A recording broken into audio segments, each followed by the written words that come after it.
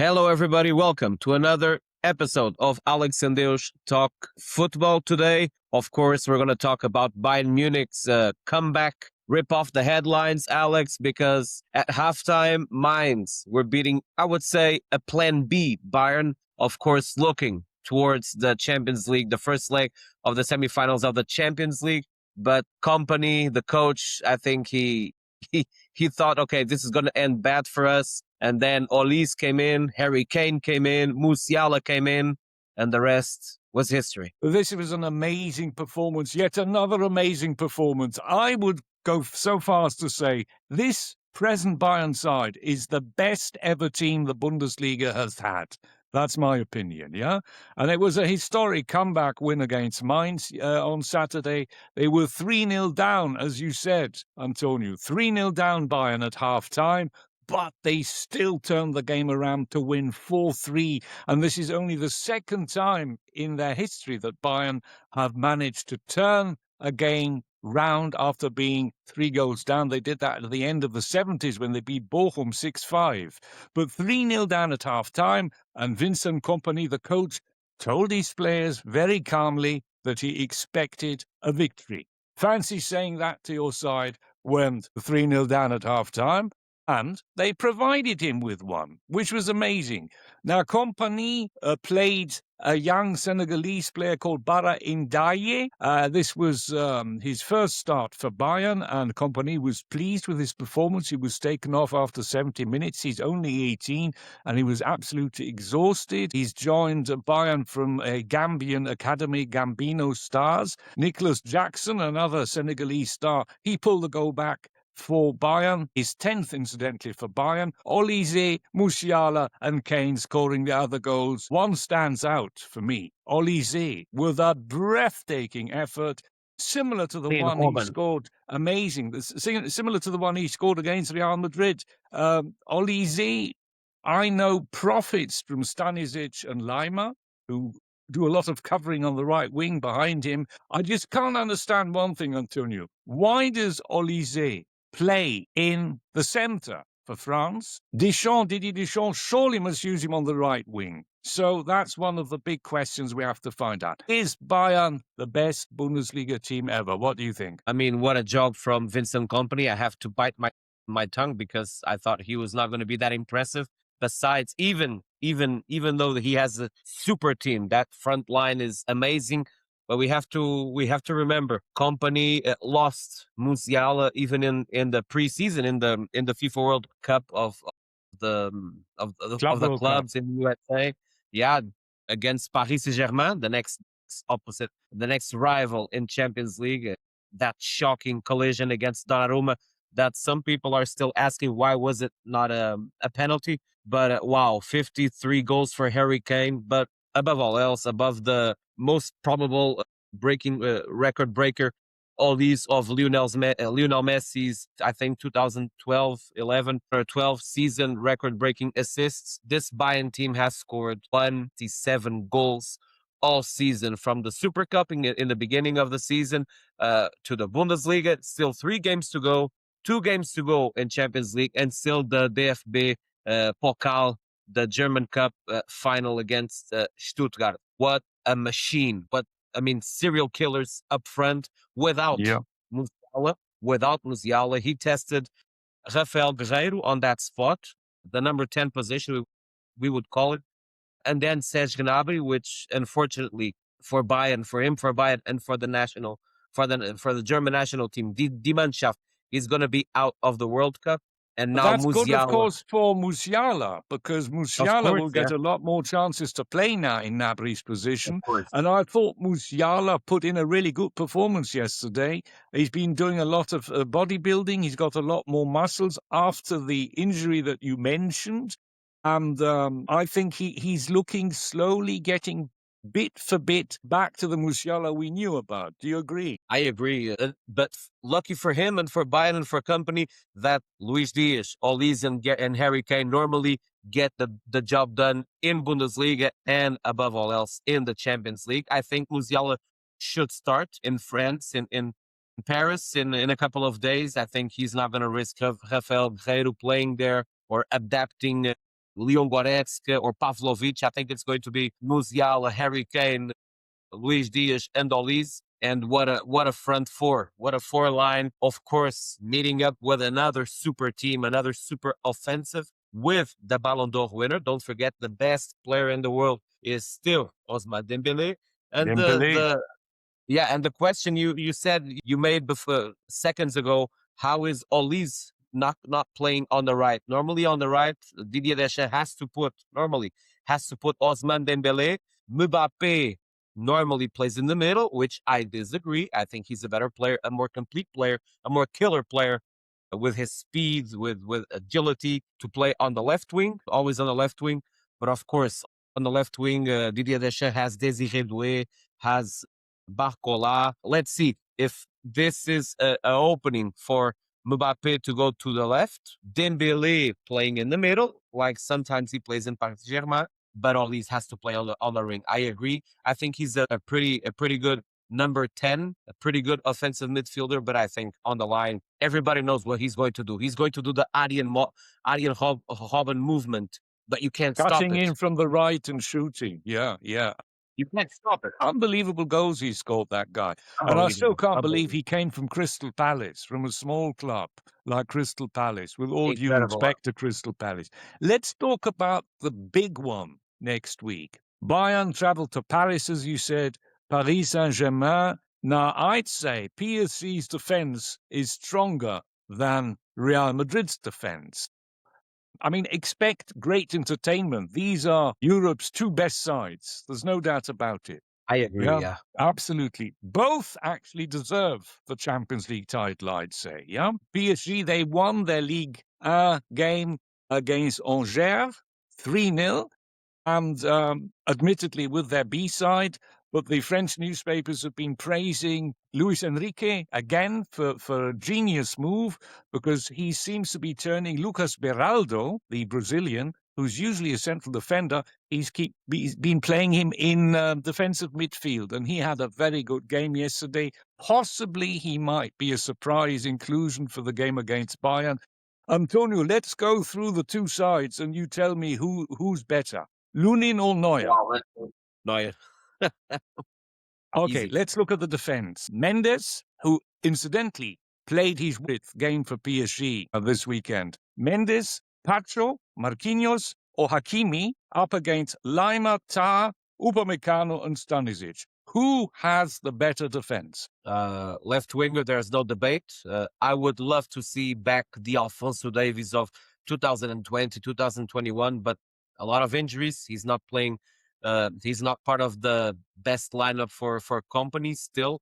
He still bets on Stanisic and Konrad Laimer. I think he's a very good right defender. Konrad Laimer, besides being normally the foundation of his position, is number 6. Is a defensive midfielder like he was in RB Leipzig. On the left, Nuno Mendes, without a doubt, the best left winger, the best left defender in the world. On the defense, I would put Marquinhos and Upamecano. I think Ta is a very good player, but I think he's not the level of Upamecano. And on the right, Hakimi, without a question, by far the best right defender in the world. So do you agree that the PSG defense is stronger than Bayern's? Yeah, I agree, yeah.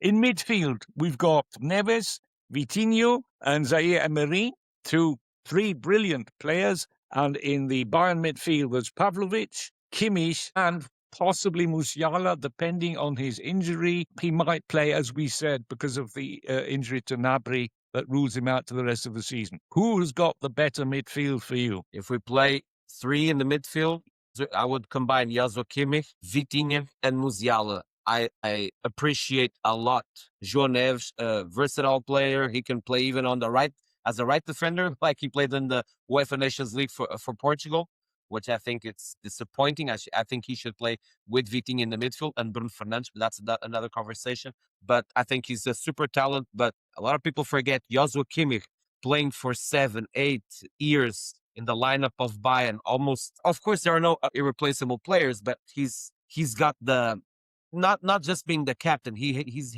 got the mentality, the intensity. He's not a big boy, but he plays like a big boy. He's a great, great player for Bayern, for the national team. Sometimes has to play. I wouldn't say adapted because he played like this before getting arriving in Bayern as a right defender. But in the midfield, for me, with Rodri from the past, since Busquets left Barcelona, the two best defensive midfields in the world for a long time. Rodri, which won the Ballon d'Or for City, and Joshua Kimmich in 2020 when they won the Champions League, by far the best midfielder in the world, and he's consistent. Joshua is a consistent player, and Absolutely. Musiala with all the talent. Musiala is way better than Zaire Emery or Fabian Ruiz. You can put both players. Injury-free Musiala. He's not quite Injury-free, back to his no. best. Not quite back to his best yet. Now comes your favorite position, Antonio. The strikers. Kvaratskhelia, Or Luis Diaz. Dembele, Doué.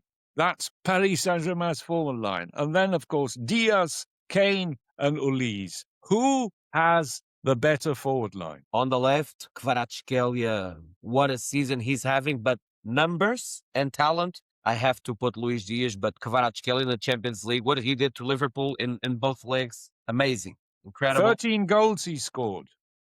Yeah, 13 Luis goals Diaz, compared to Harry Kane, 15 goals in the Champions League. yeah, Luis Diaz, amazing, and the big responsible for the win in the league stage, in the group, not the group stage, the league stage, when Bayern went to Paris, beat Paris 1-2, yeah, 1-2, playing out, and Luis Diaz scored both goals. He was sent off still in the first half with a little bit of very rough Foul on decision by the Hakimi. referee. Yeah, the tackle on Hakimi, but today, with the numbers and the way he plays, Luis Diaz, in a different age, he's already reaching, I think he already reached his prime. Kvaratskhelia, I think he's still going to reach his prime. On the right, or Olise or Dembele. Today, the numbers say Olise. The numbers say Olise, besides Dembele saying being the Ballon d'Or. And up front, that's the weakest link in Paris Saint-Germain. They don't have a number 9 that scores 30 or 40 goals. Gonçalo Ramos is not that player, will never be that player. He was in Benfica. Benfica is not Paris Saint-Germain. Paris Saint-Germain is not Benfica. The pressure is different. And in the Champions League, which Gonçalo Ramos has scored important goals, even for the national team and for Paris. But when it comes to deciding games in the Champions League, Paris doesn't have that striker, that number 9 that can score 30 or 40 goals. And Harry Kane, probably, even if England is not winning the World Cup, the strongest contender to win the Ballon d'Or. 53 goals this season. Let's say he's gonna reach 60. I don't know if he's gonna break the Lewandowski's record in the Bundesliga, 41 No, goals. just 3 games left. No, he's only got 3 games left. Yeah, he's been saved by company to rest some games for the Champions League, but there is no,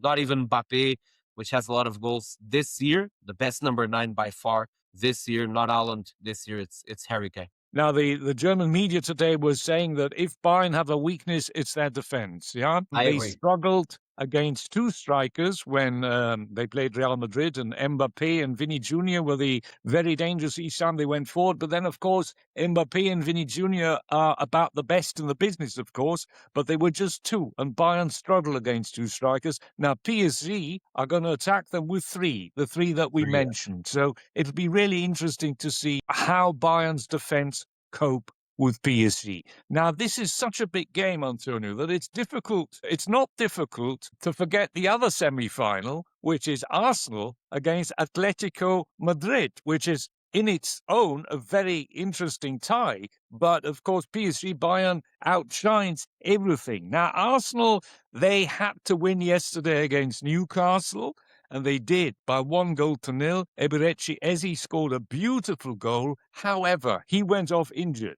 Then Kai Havertz, who is essential for Arsenal, he went off injured too. So that is tough news for the Gunners if these are serious injuries, not being confirmed yet. The good news for Arsenal is that Bukayo Saka is back, and he certainly does make a difference. And, of course, they managed to hang on to that 1-0 victory against Newcastle. Still didn't play well, but they were relieved to get those 3 points and go back to the top of the table. Of course, Manchester City didn't play their Premier League game yesterday because they were involved in the FA Cup semi-final, and Manchester City reached the FA Cup final for the 4th consecutive time. That is a record when they beat Southampton 2-1. That was a really exciting game. And they'll meet Chelsea, who they beat, who beat Leeds United this afternoon. So that's another big one to look forward to. Let me just ask you one thing about the Europa League. Braga face Freiburg. Now, Freiburg, of course, had a difficult week. They lost after extra time against Stuttgart. So the German Cup final will be Bayern against Stuttgart. And Freiburg were beaten 4-0 by Borussia Dortmund this evening. How did Braga fare? Braga, they lost in the Portuguese League 2 out in Santa Clara. But Braga, the focus is just the mind. Their mindset is reaching the Europa League final and try to win it because it's the last window to go to the Champions League, straight to the Champions League. In Portugal, we only have one team goes straight to the Champions League. The second one goes to playoff. The third one goes to Europa League, and the fourth to UEFA Conference League. So Braga, if Braga is going through Freiburg and winning the Europa League against Aston Villa or Nottingham Forest, it's a big chance. I mean, at home, Braga, we cannot forget what Braga did in Sevilla against Betis. That was amazing. That was amazing. What an amazing job by Braga. Braga without, in my opinion, the best player this season, Rigo Salazar, well-known player from us, from Bundesliga, when he appeared in Schalke in 2022. The Uruguayan offensive midfielder, he plays everywhere in the attack, almost as a number 9 too in Braga. I think Braga, the Freiburg is not Betis. Freiburg, I think, has a stronger team as a unit, as a collective, a team, a collective group. Maybe individually it's toe-to-toe, but I think Braga playing at home, they have to win first because in Germany, Freiburg showed what their power against Celta de Vigo. They showed, a lot of people are saying, Celta de Vigo, they beat Lyon, and now they're going through Freiburg. Who's Freiburg? Freiburg at home is a very difficult team. It's very difficult to play in the European Stadium, and a team that has been knocking on the door of Champions League through the Bundesliga. This year, they're not going to get it. And another window to go to the Champions League for the first time. I think it's going to be very interesting, very toe-to-toe. Braga has chances if they win at home against Freiburg. On the other semi-final, English rivalry between Aston Villa and Nottingham Forest. I hear a lot of blah, blah, blah about Aston Villa, but what people don't say about Aston Villa is that they don't have like 3 or 4, they don't have world-class players. And they got a Portuguese coach, of course, too. Nottingham Forest, of course, but Aston Villa, they are Villa, stronger, of course, but for one reason. Unai Emery, one of the best coaches what a coach, in European football today. Yeah. Are you surprised that Vitória Pereira is doing so well with Forest? When he left back Porto in the quarterfinals, he even said Porto had everything to finish the quarterfinals at home in Porto, in Dragão. Porto wasn't able to win Nottingham Forest, even with an own goal. And then in the second leg, red cards right from the beginning, another almost own goal, lucky goal from Gibbs for Nottingham Forest. I think Porto had the quality to go through, but again, a very good coach too, Vitor Pereira, very well known in Portugal, very good job in Porto, in Nottingham Forest. I think he can save Nottingham from relegation. Quite frankly, I think he has already saved Nottingham Forest. They won 5-0 against Sunderland. They look safe. Yeah, they look safe. And then, of course, Nottingham Forest, a lot of people don't know. The younger generation, they are 2-time winning Champions League. Of course, European Cup winner. They won the European Cup twice in succession. Yeah, beating Malmo and then Hamburg. But for me, advantage to Aston Villa because they have Mr. Europa League himself, Unai Emery, the guy that only lost the final of the Europa League in one team, in one club, Arsenal. Plenty to look for. Thank you very much. See you next time.